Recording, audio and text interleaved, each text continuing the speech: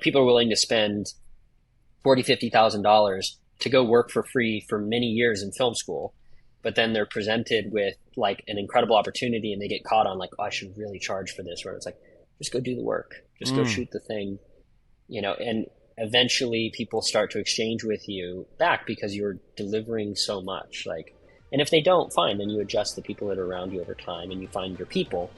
But that's no reason not to go shoot amazing things and build up a portfolio over time.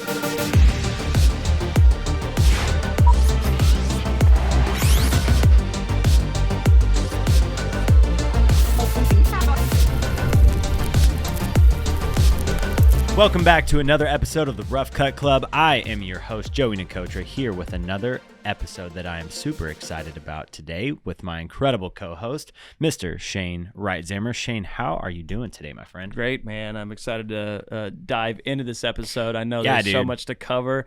The things that I've seen that this guy does is awesome. But first, tell me about this QR code, bro. Bro. Can we get a close up? This is a little a plug for a small production company out of Dallas, Texas for Cinema Story Productions repping here in the studio today, man. Nice. Everybody scan that. See where that takes you. Scan that QR code, baby. Well, anyway, man, today's guest, he is a director of photography, someone who knows all the tricks of the trade. He has worked with some of the biggest celebrities in the game. He is also currently doing one of, if not the biggest indie feature doc ever made, something like that. Crazy tagline.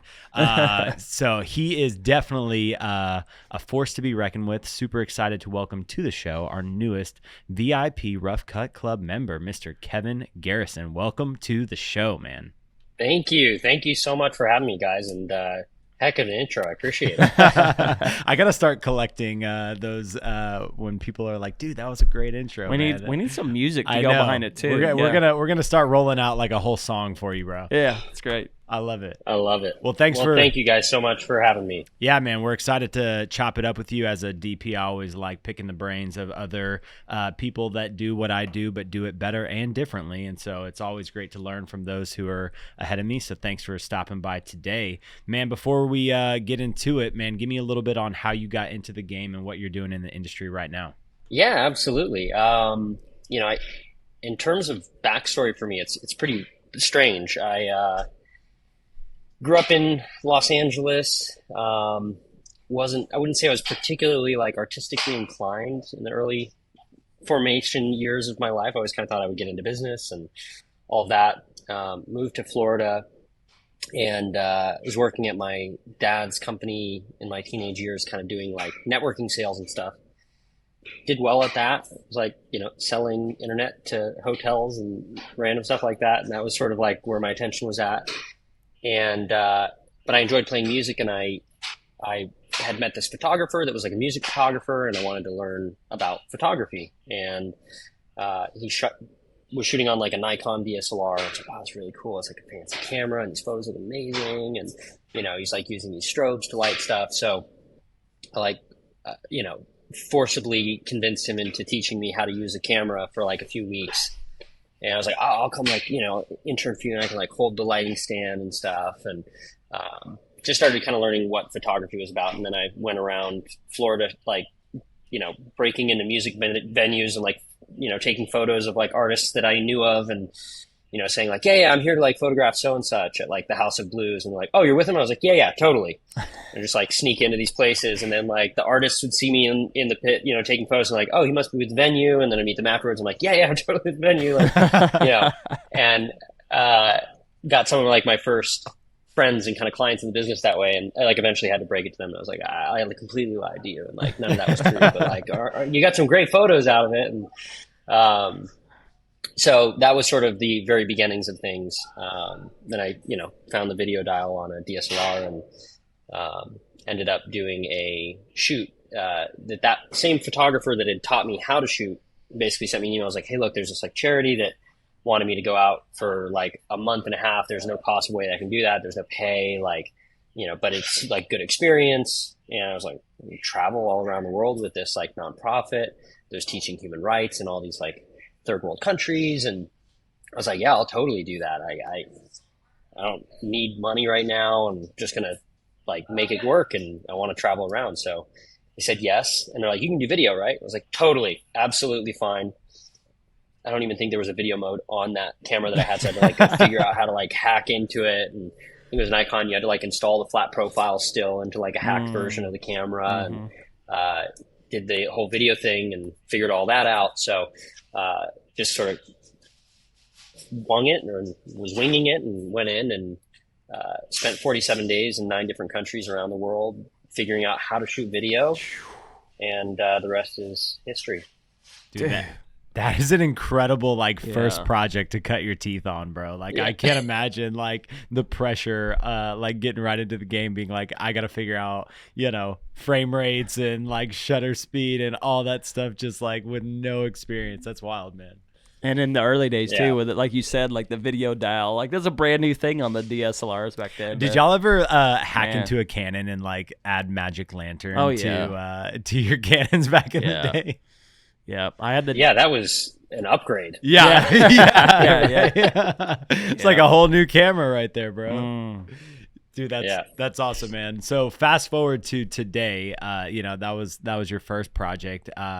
Tell me a little bit about what you're doing in the industry today, man. Yeah. So now, interestingly enough, that same project, when we finished shooting that, it was like 47 days abroad.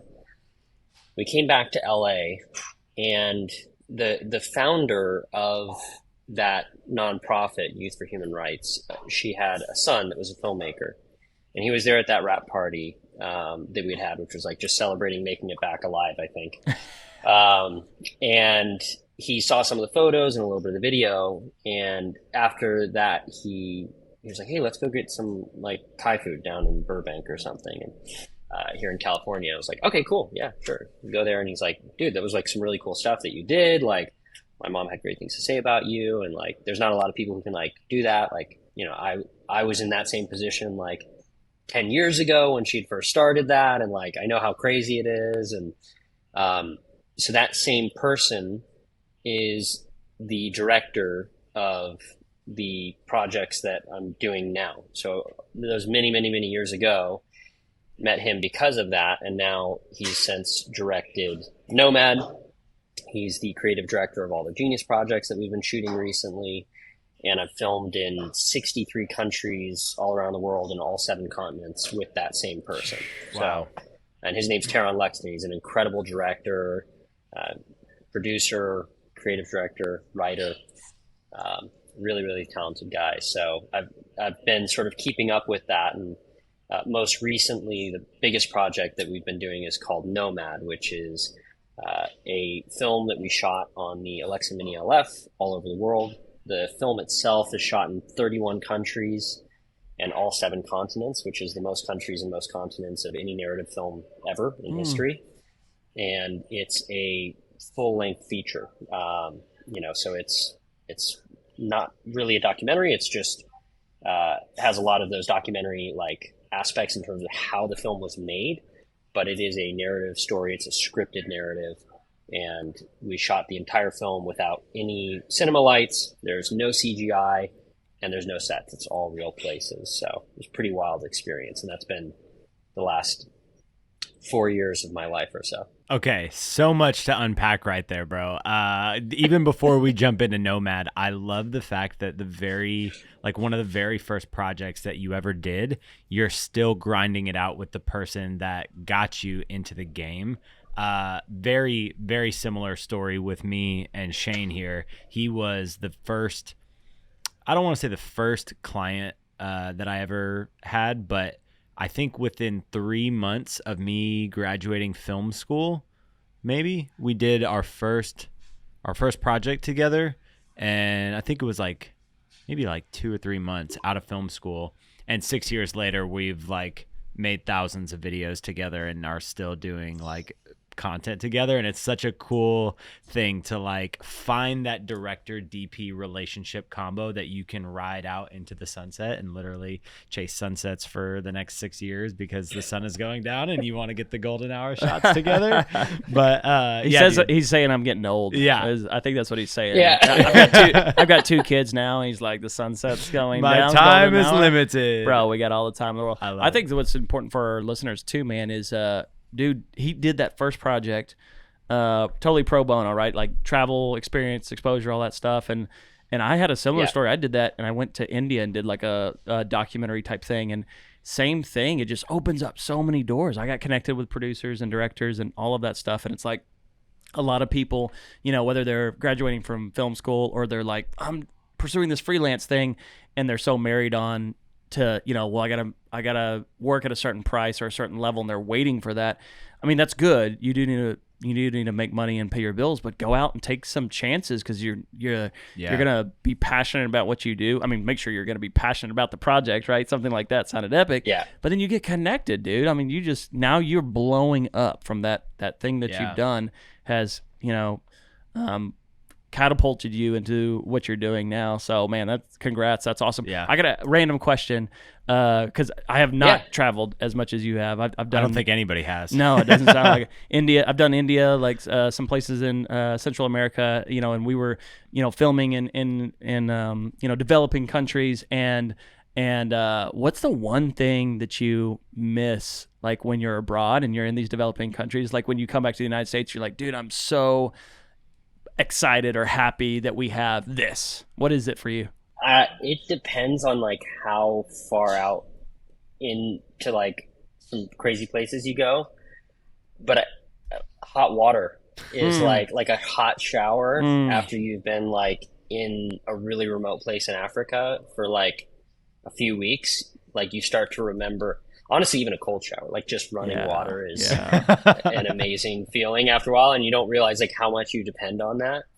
But I think, you know, if in terms of like what's just like the staple thing that I love the most about coming back, it's kind of, I feel like people don't appreciate necessarily how well oiled our system is in the States and in Europe. Like we have it really, really good. Like I always find myself appreciating home so much when I see how difficult it can be to live in other places.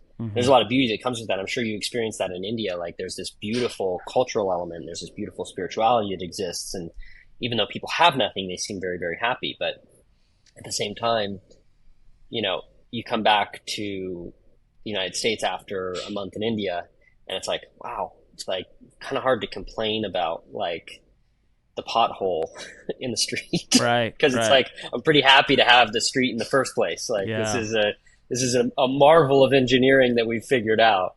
So it definitely makes me more appreciative of home.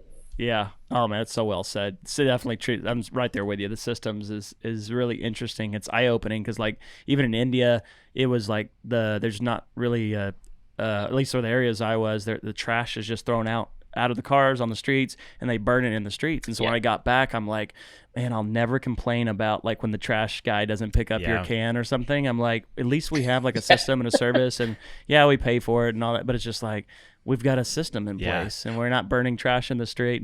And same thing, like India is absolutely beautiful. I went back for 3 years working on a documentary, and some of my fondest memories there in Central America as well, in Honduras, San Pedro Sula, the murder capital of the world. Beautiful, just so great people, you know. But it's kind of perspective. It's eye opening, and so I was like, dude, I got to know, for a guy who's been to every continent. It's like but it's systems. It is. It's true on every level, man. That's great. Even like Mexico, dude. Like you can't drink the water there, and so like I brush my teeth like out of a bottle of water when I go to Mexico, and it's like the little things that you don't think about. And again, I've never gone to different continent. Well. Yeah, no, I don't even think I've been to another continent yet, so it's on my bucket list. But dude, that's really, really cool. I want to jump into to Nomad because I know that's. You said you've been working on it for what? 4? Did you say 4 years now?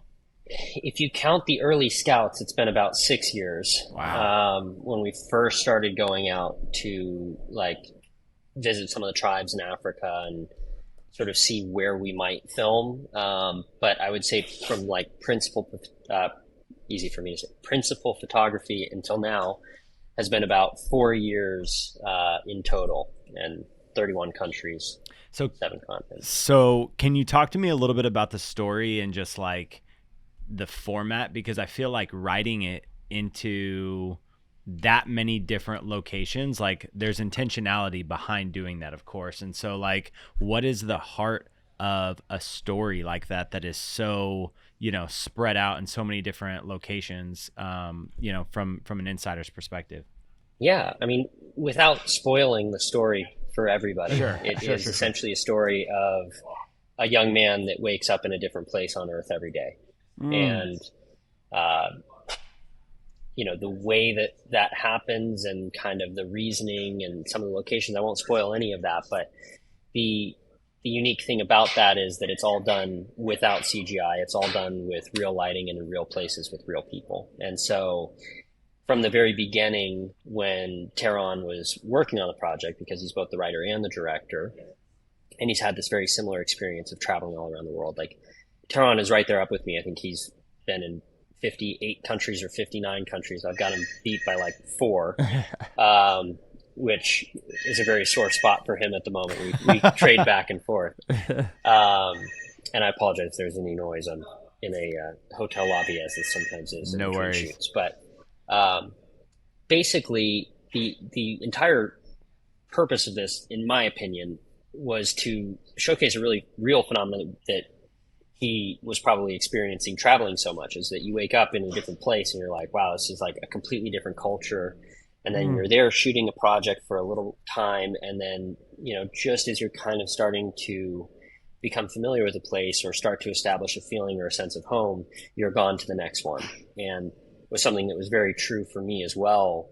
As I began traveling and shooting a lot, is you'd be in a place and you're like, oh, this is amazing. And then the next day you're on a plane, you're going to the next place. And it's this incredible experience in that you get a very diverse view of the world, but there's also this feeling of like, where is home when that's happening?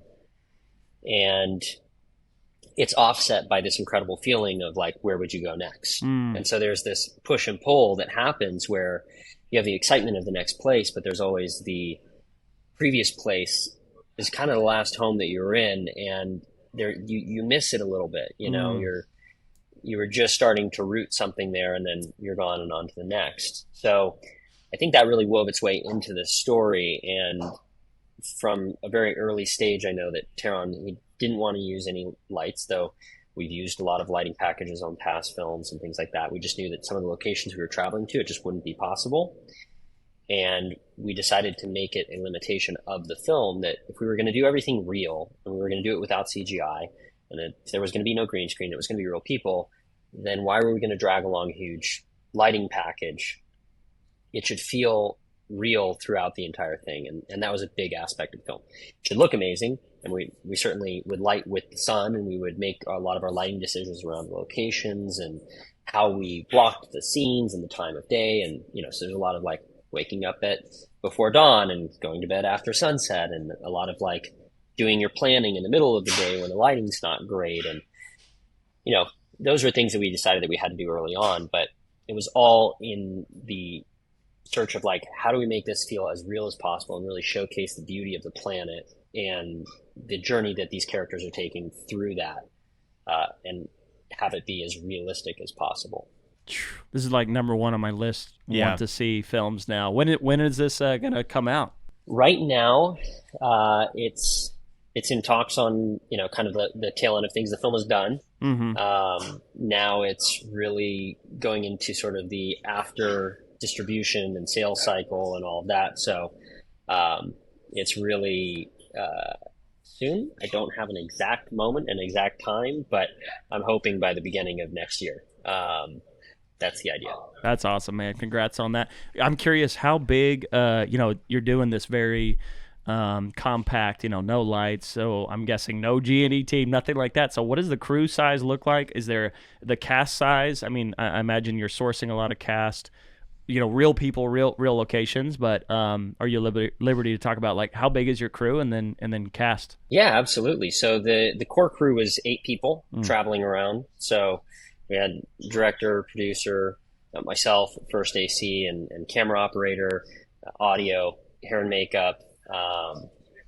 and then I would go down to, I think, 8. So then the 2 kind of leads, which are Sanaa Sheikh and Leah Woodall, incredible actor and actress. And that was sort of our core crew that would travel around to all these different countries in every single place.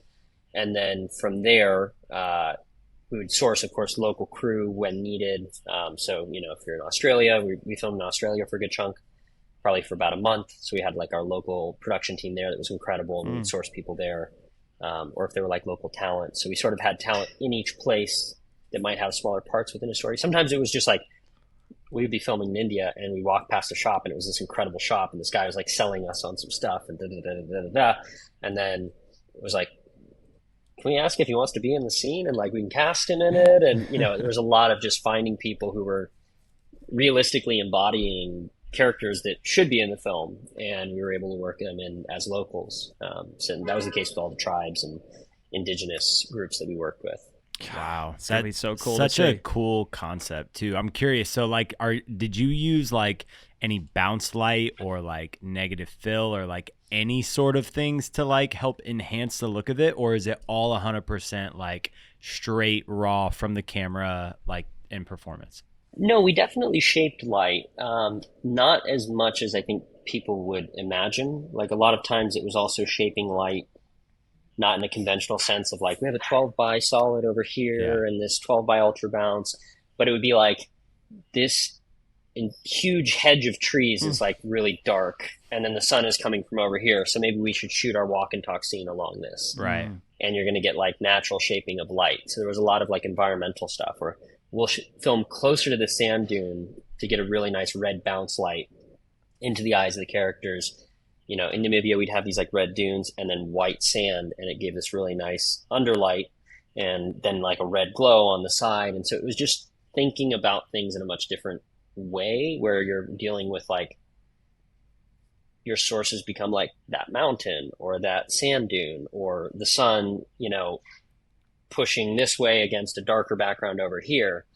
Or like if I film really close and I'm wearing a white shirt, I'll get like a nice bounce. Or if I am willing to operate the camera shirtless and give my shirt to somebody else, I can get it exactly where I want. So there's some pretty funny behind the scenes, in that sense. But we would always come up with sort of creative solutions to optimize the lighting. And if we could, I think it would usually be like somebody holding a piece of black fabric by hand, next to a hut. And that was sort of how we would shape light. But for the most part, it was kind of thinking cleverly about the environment. I have to imagine that like as a DP, this has like stretched you from like a creative, thinking way about how to naturally motivate, authentic feeling light sources and utilize the environment around you to, paint a beautiful picture. And I feel like that's such a good exercise to, challenge, even people to on a smaller degree, and utilizing just natural light and, windows and little things that you can do to, practice the motivation of your sources and just being a scrappy filmmaker at the end of the day, to like the scrappier you are and utilizing like what you have is ultimately going to make you that much better when you actually have a 3-ton grip package, on the next project. Yeah. It speaks to the why of your project as well, right? Like showing, the beauty of the world in all different aspects in the journey. And so really showcasing, all right, this is real light. You know what I mean? This is what we had to work with. This is how it really looked here, instead of how we augment and change light in so many different ways in a scene. And you're like, oh, they filmed that movie here? It doesn't look like that at all. Because we augmented it with so much lighting source, So that's really cool, man. Totally. I think it's an important exercise for everybody. Like,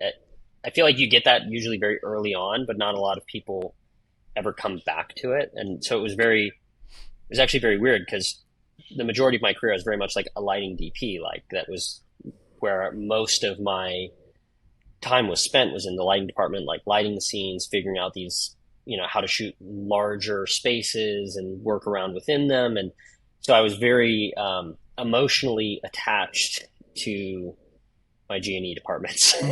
And to go from like being very, very comfortable with that to then deliberately like cutting that resource off, but still finding ways to achieve the looks that we wanted is something that I wish more people would do. I know why they don't, because it's terrifying. It's also really difficult.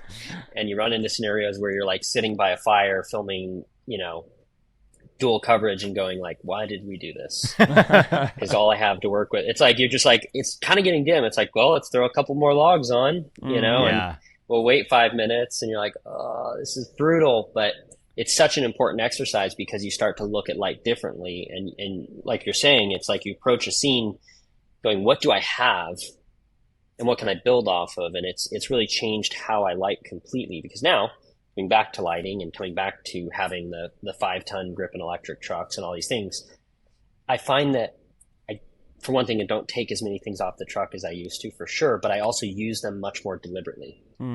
And that's really important, is if you're going to use something, having a strong reason why is crucial. Because sometimes you can just get a little lost in the sauce. Like, well, if I have it, I want to use it, and I want to, you know. But sometimes you kind of undo the natural glamour of what you're shooting or the incredible space, or you get a little lazy about the space that you're going to choose, and you don't scout as hard because you're like, I can light anything, and you use that as a crutch. So always try to get things as close as humanly possible with no lighting whatsoever, and like really put in the effort early on in pre-production. Then when you get there, you get to really have fun, because then you're adding like all the sugar and candy on top with the little lighting that you do to enhance the scene and to kind of augment reality. That's so good, man. I have to imagine that there have been more challenges than I can even think of on this project. But what are some of the biggest challenges that you guys feel like you faced and how you overcame them? I think the biggest challenge was the diversity of locations. So just traveling that much. I'm pretty sure it set the record for the most miles traveled for a feature film. I know that it's the most countries and it's the most continents for a narrative feature. But it was, you know, several times around the planet circumnavigating it. So that like traveling with gear to that many locations, like I know that's not the most exciting thing that people want to hear, but like that's the crazy part, is like, how do you get through customs in Egypt when, you know, there's a guy like smoking Marlboros like into your luggage, you know, while he's searching it for like 6 hours, and that kind of stuff is the part where you're like, oh man, I can't wait to get out of here and go film at the place. And I think between that and then just the technical, because we were pushing the technical envelope of what could be done, and we were very fortunate. Like early on, we started with the full-size LF, which is a massive camera, you know, and the mini LF did not yet exist and they hadn't released it, but we had been speaking early on with Arri about the film, and they were super supportive, and they actually got us one of the prototype mini LFs, which we got when we were in Africa, in Botswana. So we had a prototype. I think it was us, Dune, and 1917, and maybe one other film, but we had like the first couple prototypes, and we got one of them shipped out to Africa when it was still kind of a secret. And that was like the biggest relief in the world, because just running around in Africa with a camera that like didn't break your spine every day was incredible. And it was still, you know, IMAX quality and could shoot an IMAX picture. And so that was really, really, really cool. That was one of the things that I was like, yeah, I mean, obviously the LF is gorgeous. But I'm curious, like, you know, was large format like something that you were like, I have to bring this to, you know, a film of this caliber? Like, what was the why in choosing that camera specifically? The main thing about large format, I actually was not into large format initially. Like, I was not that interested in it as a medium, because I was so attached to master primes as lenses. Like, I was so in love with the Arri Master Primes, Arri Zeiss, and it was just like, I don't think I would give up Super 35 for anything, because I just love these lenses so much, even though a lot of them do cover that format. It wasn't until the signature primes were releasing and they had the full-size Arri LF that I was like, okay, I'm just going to try it out. And that was the Kylie and Kendall shoot that I did. It was the first time I used large format. And I saw the effect that it... Yeah, absolutely. And I fell in love with it. The signature primes reminded me a lot of the master primes. They do have a different character, but they were very, very close. It was the closest thing I've ever found to the master primes. And the image that it got just felt huge. Like I remember seeing that, and probably because that shoot was like on the side of a building in Times Square, and I could see it that big that I like had that experience, and I got it. And I was like, oh, this is like meant for the big screen. And as we were doing our initial R&D on Nomad, I was talking to Tehran about large format as an option. I was like, look, it's going to be painful because there's this huge camera and like we're traveling and like, it's not ideal, but we're shooting these huge epic vistas and like the story is so big, it would be almost unthinkable to me to not do it justice with a camera format that actually can display that. And there were rumors about this smaller version of the LF that might be coming out at the time. And I kind of like stalked down the ARRI booth at Cinegear one day and like found an engineer, and I guess he like happened to follow me on Instagram, knew who I was, and he was working on the camera, and then introduced me to somebody else at ARRI, and we started talking about it, and I like showing them the pitch deck, and they're like, well, let's see what we can do. And they were incredibly supportive the entire time. Still are. Like all of the guys at ARRI are just such incredible human beings that they care so much about those systems. So they really helped kind of carry us through that entire process and ensured that everything was up to spec and that anything that we needed was like accounted for. It was really, really cool to have like a direct line in with the engineering teams talking about like how the camera was working in all these crazy locations. It was also like a chance for them to put it to the test. And it's like, oh, cool, you'll be in Antarctica one day and then you'll be in the desert the other day, and like let us know how the temperature differential is. And like, so we got to kind of share all the different technical stuff back and forth with their teams. So it was just really, really cool on that front. I think I totally lost track of your question, actually. No, man, that was great, man. I know, you know, you obviously get like a ton more like depth of field play with the large format. Yes. And so I'm curious, like, if you went like shallower in these gorgeous places, or because you had the large format capabilities, or if you kind of, you know, wanted to show off, you know, the beautiful landscapes. Like I imagine there has to be that war within you during a film like this. It was a battle constantly. Yeah. You know, part of it is you want to stop down to like show everything. And so generally what I would do in those scenarios is I would shoot on a wider lens, and still keep a relatively shallow depth of field, but just have more, you know, focus plane, like everything was just a little more hyperfocal, and allow the camera to move around within those spaces. Like fortunately my first AC is also like a absolute unbelievable monster of a Mobi operator too. And so we would just like switch out and like, I'm pulling, you're operating, like let's go. And we do these crazy Mobi shots that looked like Steadicam. It's probably the only guy I know who could operate a Mobi like a Steadicam.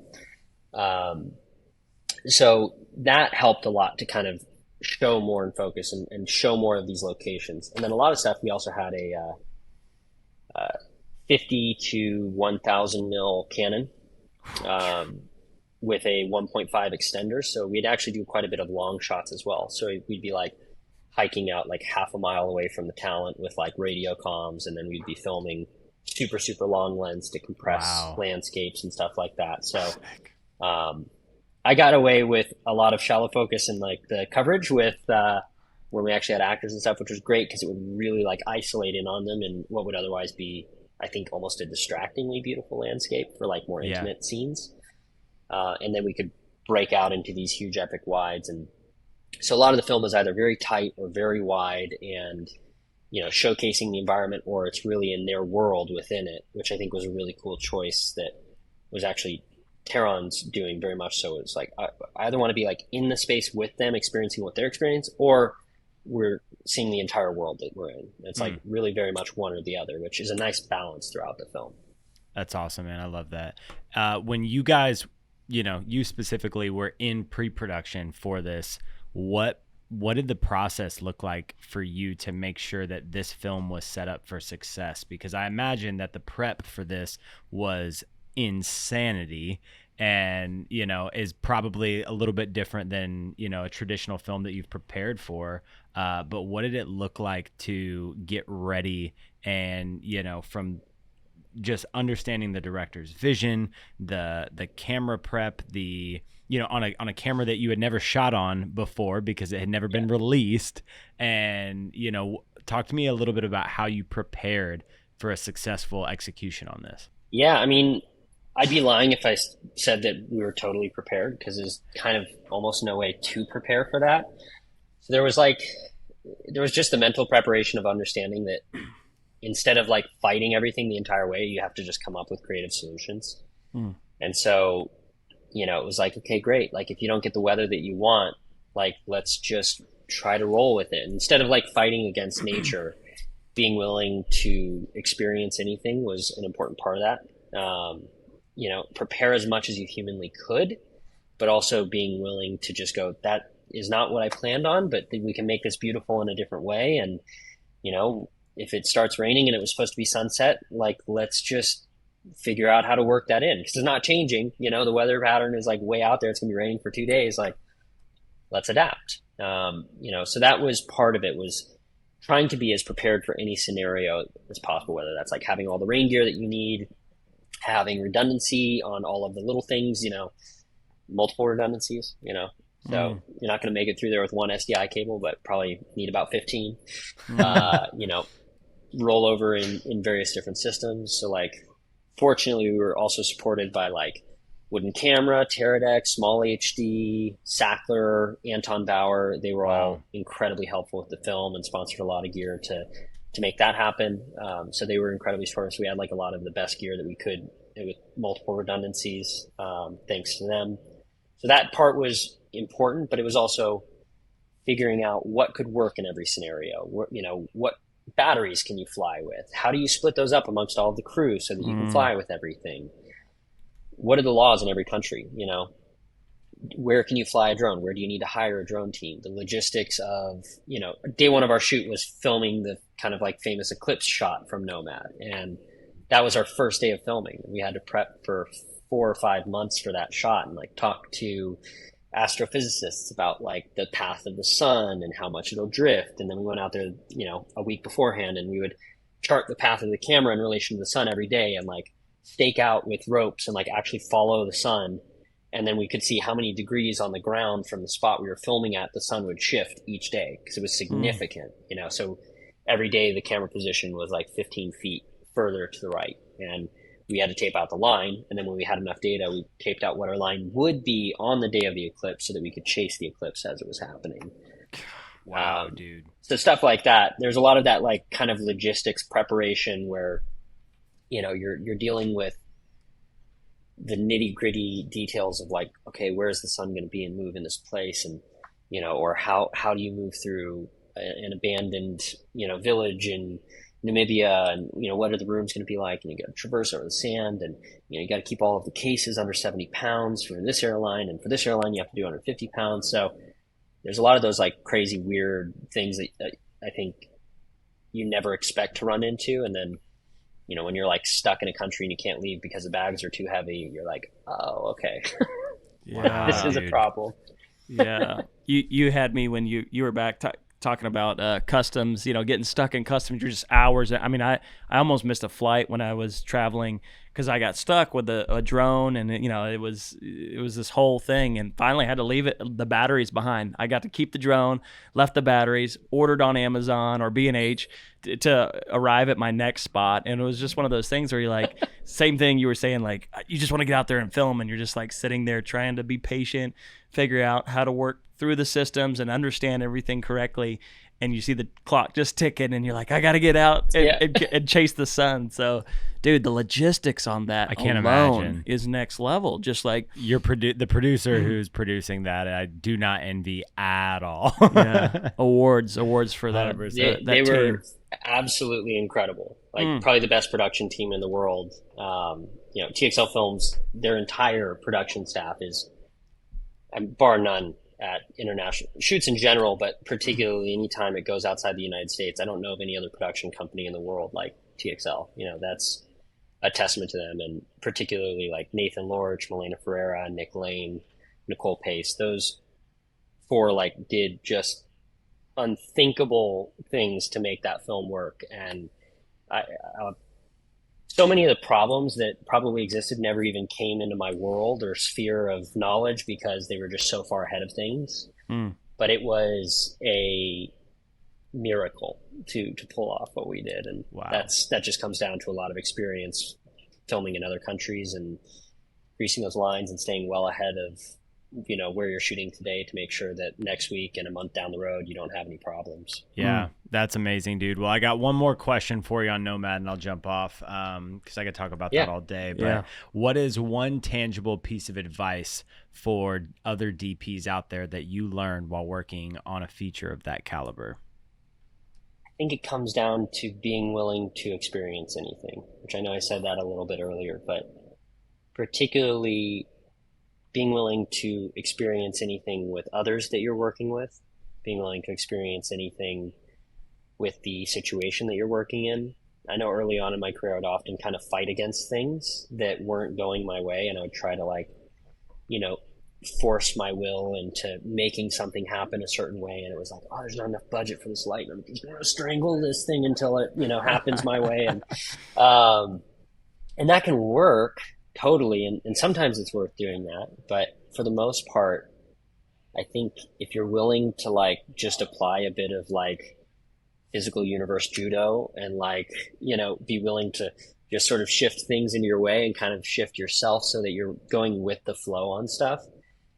For one thing, it makes you a lot more fun to work with and more tolerable to those that you work around. But just being aware of the fact that you're working with a team of people and everyone's kind of united in this common purpose.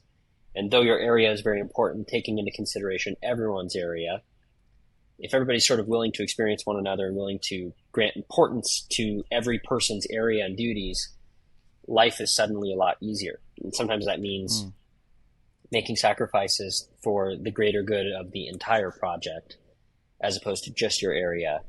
I think that's what creates those long-term relationships that work really well, because it's not just about what is your role on this thing. It's about what is the entire purpose of the project and what we're doing, and how do we best bring up every department and help every department so that we get the best overall product. Dude, that is so good. I feel like one of the things that I have really been working on in myself as a DP is some of those, like, not even so much the technical ability, but it's how you lead, you know, the team while you're on set and provide that atmosphere and experience for the client and the project as a whole that, you know, really gives life to why we are all doing this in the first place, you know, to like make fun art and stuff that's fulfilling. And even when, you know, you don't have all the paintbrushes that you would like, you know, you still go and you paint regardless. And so I love that, that advice to other people out there, man. That's awesome.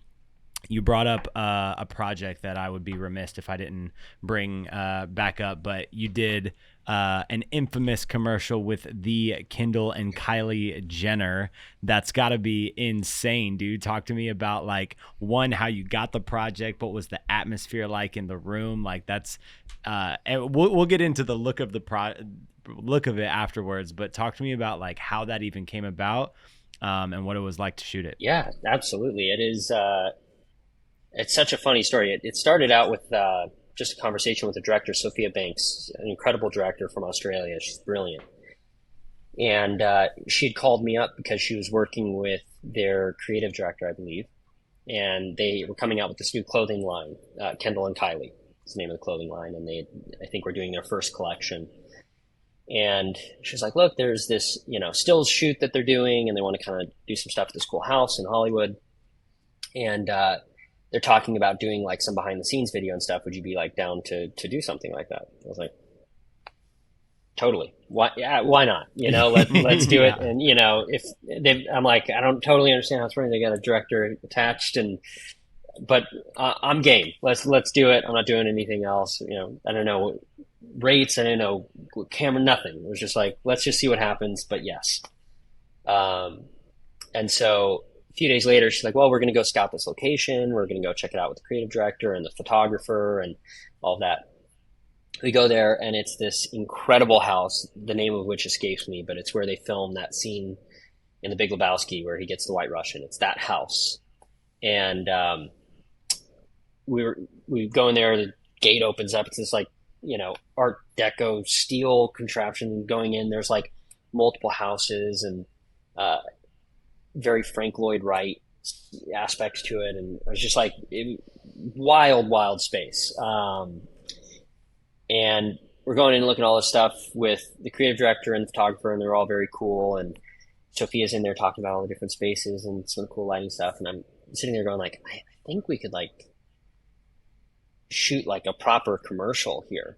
And so I just was like pushing for that the whole time. I was like, why don't we just like try to shoot some stuff as well for like maybe a commercial that could happen, at the same time. And it doesn't need to just be stills. Like we've got some great camera equipment, which wasn't entirely true. Didn't have anything set up. Didn't even own a camera at the time. It was just renting stuff.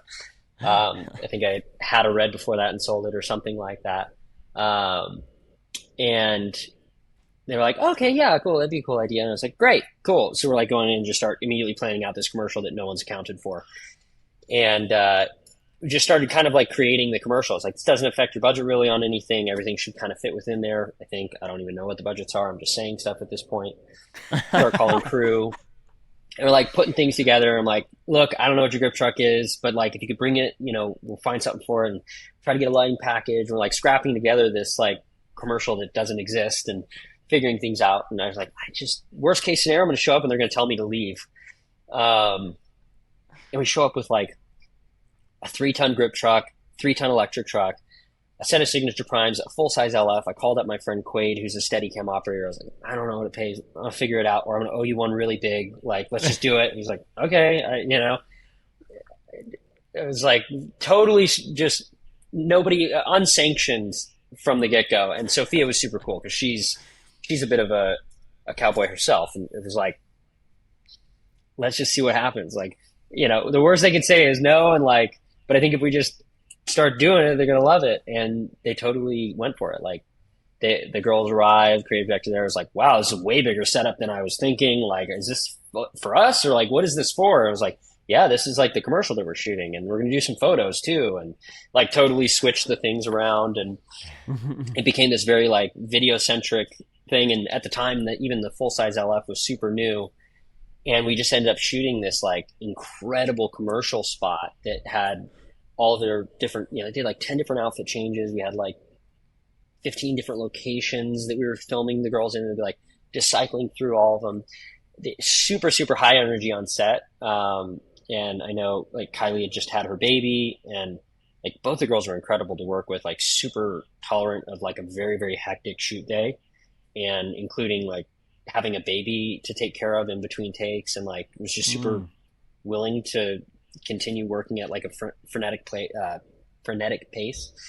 And so we just shot all these different crazy things, and Quaid's doing stuff with the LF, which is like that whole rig was like 80 pounds, and he shot all day, 12 hours, just constantly, and made it look really easy. And at the end, when we started editing it, Ed Coma and Spencer Jones were the editors on that. And Ed works with Abandoned Visuals. They did these incredible edits for in-store ads that they were doing. They were like, well, we could send them out to Nordstrom's and all these places, and we can have these cool ads that showcase the clothing in store. And then as we started getting closer, they were like, hey, look, we're thinking of actually doing an ad buy in Times Square and like putting this on the side of a building for a few weeks. And so we did this special version of it that was like full resolution, specifically for this crazy 7-story tall screen in Times Square. And it ran on there for several weeks. So I had people sending videos from Times Square, and got to go through that. Like, how do you prep a file for a huge screen in Times Square? So it was really cool. It was a really, really cool experience. And for me, it was sort of the first time I touched on actually using large format. I kind of fell in love with it on that shoot. And it was one of the first projects I did with my colorist, Ty Roth, who also later did Nomad and a bunch of other projects with me. Dude, the lighting on that project specifically, like it really stood out to me. Like crazy soft highlight roll off on it, and it was like I was like, dang, this is sick. What did you do, or like do you have like talk to me about like how you lit some of it, and like really just like a mini masterclass on like getting light that soft. Is it just book lighting, crazy powerful lights, or like what is the cheat code to that look, bro?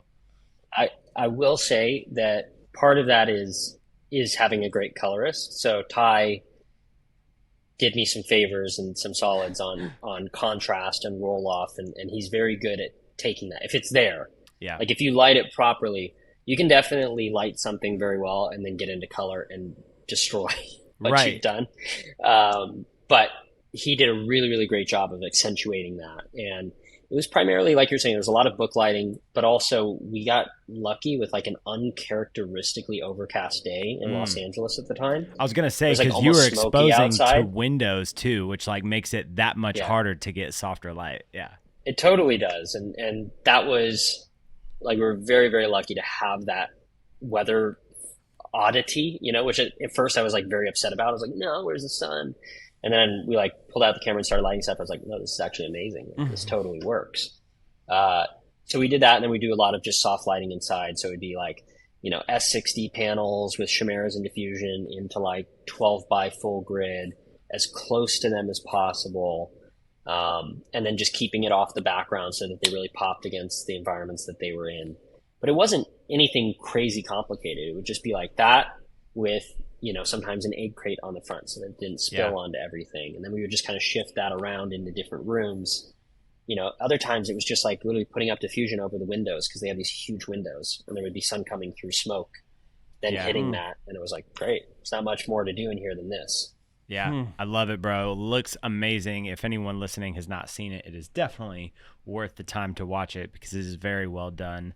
So shout out to you on that. Do you feel like, when an opportunity like that comes your way, it's almost like a pivot moment in your career where it's like now you have this like body of work that you can showcase that almost gives you validity as an artist? Definitely. I think so. It didn't feel like it at the time, actually.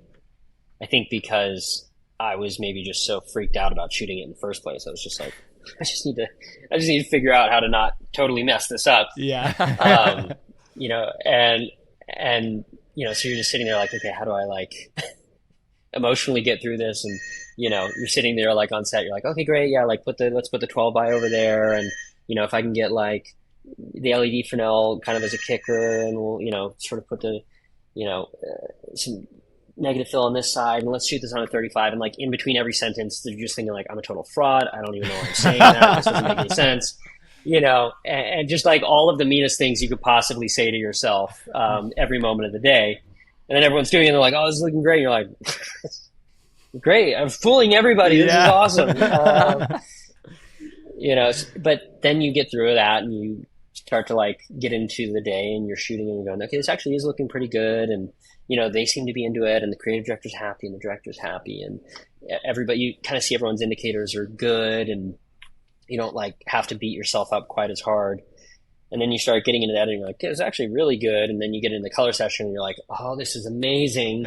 And then the first time seeing it on the screen in Times Square was when I was like, this is probably a big deal, actually. Like this is much bigger than I thought. People are like starting to send you videos that like you haven't talked to in years, but they're in New York and they're like texting like, didn't you shoot this? And it's like, yeah, I did. Thanks. Like, how are your parents? Like, it's been 5 years. That's when I was like, okay, this is actually a big deal. And that project has like held water as like a major piece in my portfolio for a number of years. And I still love it. I think it's really cool. I go over a lot of that with people. I still break that shoot down quite a bit. Because I think it's just a really good example of all the things. And there wasn't actually like a crazy budget for it. Yeah. It was kind of just like still calling in a lot of favors with friends and like sort of finessing it into a commercial when it wasn't really even a commercial to start with. And then it became a commercial. And, I've always loved those kinds of stories because that sort of takes me back to where I started and all of it was just just say yes and then figure it out and deliver an amazing product and people will be happy. Like, you can finesse anything and you can absolutely like play in the gray area. So long as you're doing it to the benefit of everyone, no one's going to be mad. Like, if you're trying to finesse somebody into like delivering more value to them, like, who's going to argue with that at the end of the day? You're like, I'm going to trick you into loving this even more. And I think that that's just really important, is to always like maintain a high level of exchange with people whenever possible. And I think that that was something that they just weren't expecting to have, but they ended up being very happy to have. And that's why it went out as broadly as it did. And I hope if nothing else that people take away, just say yes, figure it out. And, you know, the worst thing that can happen is you shoot something for free and you're like, oh, that was awful. And they were really mean to me about it. And you're like, cool, well, then you learned something. You know, for sure you learned something. And, you know, people are willing to spend $40,000, $50,000 to go work for free for many years in film school. But then they're presented with like an incredible opportunity and they get caught on like, oh, I should really charge for this. Where it's like, just go do the work, just go shoot the thing, you know, and eventually people start to exchange with you back because you're delivering so much. Like, and if they don't, fine, then you adjust the people that are around you over time and you find your people. But that's no reason not to go shoot amazing things and build up a portfolio over time. Dude, that is such like solid, sound advice. And I've never even thought about it, but you take like 4 or 5 years, like for the people that go to film school and they literally go like, I'm going to go pay, you know, to work like really, really hard for like 5 years of my life. And then they wrap that stage of their career and they're like, I have to get paid for everything that I do, even if it, after paying 40 or 50,000 for, dude, that's all. I've never thought of it that way. Dude, yeah, no, that's so good. That's true. That's true. Talk to me. I want to be respectful of time. I got 2 more questions and then we'll wrap this thing up. But Genius World Campaign, bro, what is that? What is, you know, you've been working on this project for a long time as well. Talk to me about that and kind of some of the things that you've learned through that process as well. Yeah, absolutely. That's the most recent commercial project that TXL Films has been working on, and which I've been fortunate enough to DP. And it all centers around this research that a psychologist did in the 70s, I believe, Dr. Alfred Barrios, and to sort of the common traits that different geniuses possessed. And there are 24 different traits that he discovered in many different geniuses, and he sort of categorized things like patience, knowledge, willingness to take chances, many, many different traits. And what we've done is go around the world and film people who have these different traits in their specific vocation. So like recently I was very close to you guys in Dallas filming with an aerobatic pilot who is absolutely incredible. And she was an example of versatility. And she can fly over, I think, 110 different types of aircraft. Wow. And so she's a commercial pilot, so she flies for an airline. She's also an unbelievable aerobatic pilot. So like we went up, we were doing flips in aerobatic planes, which was wild, pulling some like serious G's. We were rigging Komodos into the planes to get kind of like Top Gun style shots where, you know, inside the cockpit as we're doing flips and like flying through smoke and just really, really wild stuff that you don't get to see very often. And that was for versatility, but we've done 2 rounds of these now. So there's 48 spots in total. Each of them is 60 seconds.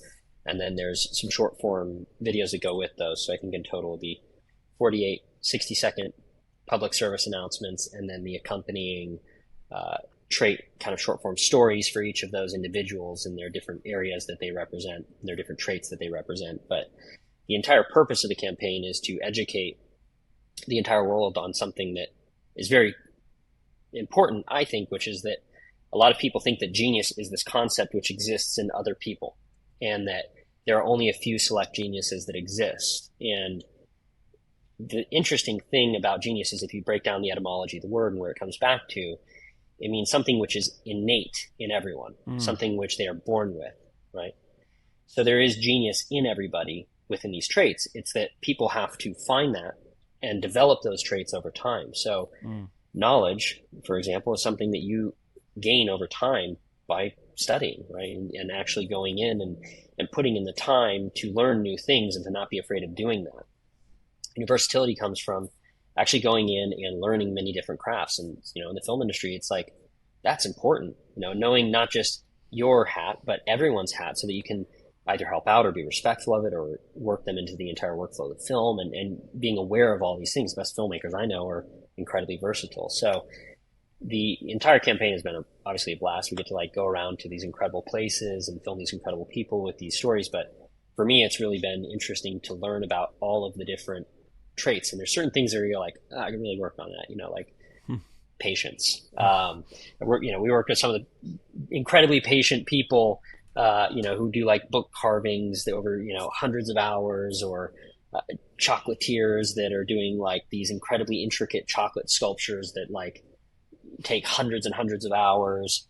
And I'm like, okay, patience. That's like my one that I got to like work on, but there's these interesting things with each trait that I think people will learn throughout the process. So it's like patience. It's like be patient with others, but impatient with yourself. I think that's very cool. Like, cool. Don't be patient with yourself. Like, keep pushing yourself very hard, but in the process, being patient with other people. That's something that I can practice on set, So it's been a really, really amazing project. I think that'll be releasing this year, and people will be able to see that at geniusworld.com. And then I think on Instagram, it's Genius World Inc.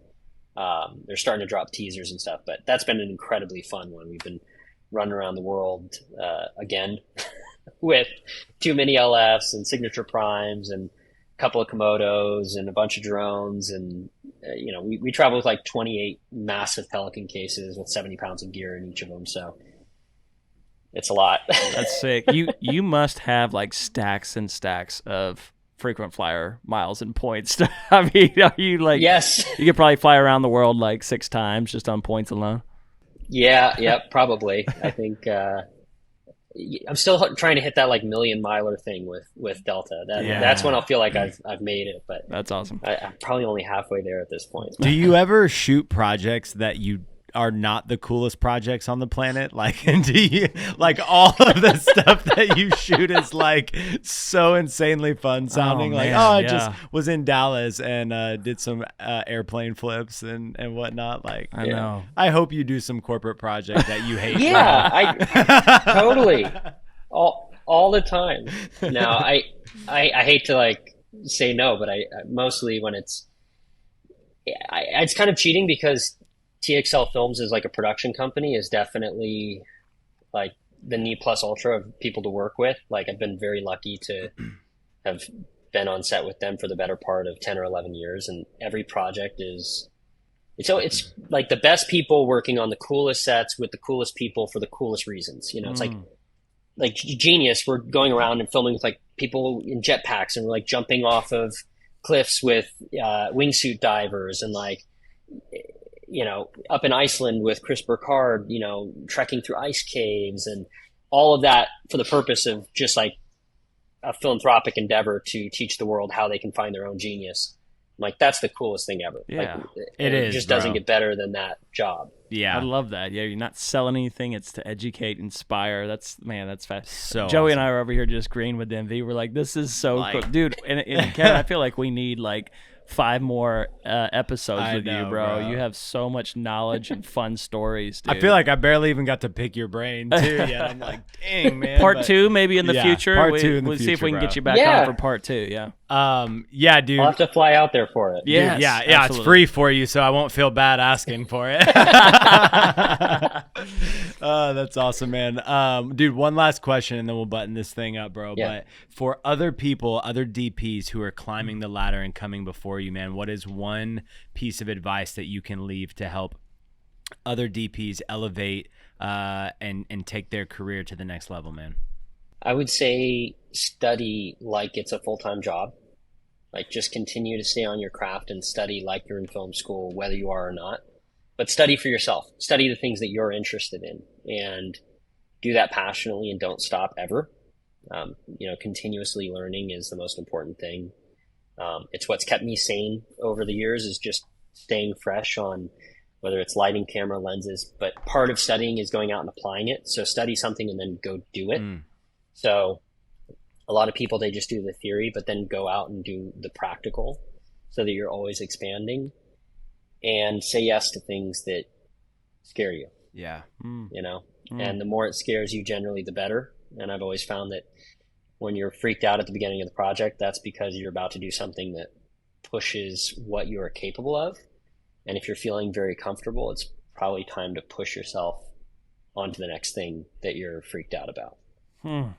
Dude, so solid. So solid. Yes, that was an amazing way to button all this up, dude.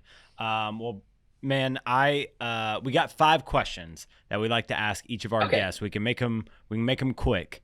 But we'll run through this and we'll wrap this thing up. But if you could go back in your career and do it all differently, what is one thing that you would change?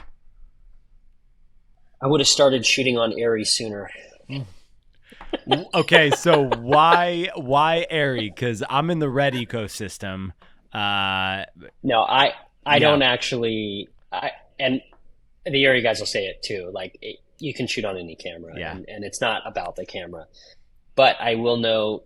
I noticed that I had a moment in my career where I stopped thinking about cameras when I switched to Airy, and that was a cool thing for me. Like I stopped focusing on the camera as the thing, and it just became a tool that worked for me. And as soon as I kind of abstracted that away, my life got a lot easier and I could just focus on the story. And I really loved that because I think for me, having a Red, it was very flashy. I was very into the technical. I was black shading my camera like every day in the morning. And like, I just got like really into it, which is cool. And I know that there's guys that love that and that's totally fine. But that's something I would have changed about my career earlier on, probably. I love it, dude. That's really insightful, man. What excites you the most about the current film industry or market? The thing that excites me the most is seeing things changing so rapidly in terms of like the technical bar and how accessible it is. So like my buddy Oren, who just recently shot The Creator alongside Greg Fraser and doing that with the FX3, which I know he like doesn't care what the camera is, and that's not the whole point of the whole thing. And I know he's probably tired of hearing about that, but it's incredible to see what they achieved with that. And I think that that is a testament to how quickly technology is advancing. And to me, that's incredibly exciting because we're seeing a democratization of technology for artists where everybody can start to get access to tools to make meaningful art. And the more we allow access to those tools to people, the more interesting films are going to be in the future. It's awesome, man. I love that. What is one piece of advice that you can give to filmmakers trying to grow in their craft or their business? Communicate more with everybody. So the truth of the matter is that like work and money and all of these things that flows across communication between people. And if you don't put your work out there like a psychopath constantly, no one will ever hear about you, and people can't hire you unless they hear about you. So if you want to expand, the formula is really simple. The more that you flow outward with communication to people, and the more that you do that in an understanding and legitimate way with other people authentically, the more attention you'll receive and the more work you will book as a result.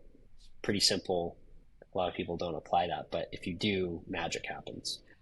That's awesome, man. Dude, soundbite after soundbite. I'm loving it. Where are we as an industry headed in filmmaking or should be focusing on? I think that we are heading more towards a renaissance of realism in general. I think with the advent of AI and oversaturation of CGI and desensitivity to grandiose green screen and stuff, there is a bit of a renaissance of realism occurring, where people appreciate things which are real again even more, and it's more and more of a precious commodity. And I think that films which contain realism and which kind of celebrate realism while telling incredible stories are going to become something that are more and more celebrated in the future. That's awesome, man. I love that. I think you're right too. We've talked about it before, but you know, especially with like the superhero wave that happened where every superhero movie was happening, it was like everybody wanted the opposite of that. And like we are, especially with like the TV series, moving more into an era where it's like we want those real authentic connectability, you know, like the connection in the stories. And so I dig that, man. 100%. Last question for you. Who is one filmmaker that you admire and why? Probably Taron Lexton, the director that I work with. You know, I admire all the big guys a lot. I love Christopher Nolan, Hoyt Van Hoytema as DP, Roger Deakins, those guys are incredible. But as an overall filmmaker, I think Taron is one of the people that inspires me the most because of what he's built over time and how I've kind of witnessed him grow over time over the last 10 or 11 years, and the people that he surrounds himself with and how happy everyone is on his film sets and the stories that he's crafting. I mean, early on with In Search of Fellini as a film, the first film we did, up through Nomad, and now with some of the next projects that he's got coming up, I'm just very excited to see where he goes as a filmmaker. And I can see him turning into this incredible visionary that's more broadly known now, which is really exciting for me. But I'm just excited for the rest of the world to see it as well. And I think that he's gone about it in a way that's very inspiring, that he's brought other people with him and has created an environment where everyone around him succeeds as well. And I think that's just really cool. And I look up to that a lot. Man, this episode has been inspiring for a multitude of reasons. I'm going to leave here today feeling energized and charged up, bro. It has been a joy to chat with you for an hour here and pick your brain. Super excited about the release of Nomad, the Genius campaign that you're doing that's about to drop. A lot of really, really exciting stuff on the horizon for you, and we appreciate you taking the time to join us in the studio today, man. Absolutely. Pleasure's mine. Thank you guys so much. Absolutely, man. This has been a great episode of the Rough Cut Club, and before we wrap out of here, where can people get connected with you if they want to get in touch? Yeah, absolutely. Just probably, honestly, the easiest place is just on Instagram, Kevin Garrison. Awesome, man. Well, thank you again for joining us today. As I was saying, this has been an incredible episode of the Rough Cut Club, and we'll see you guys next time.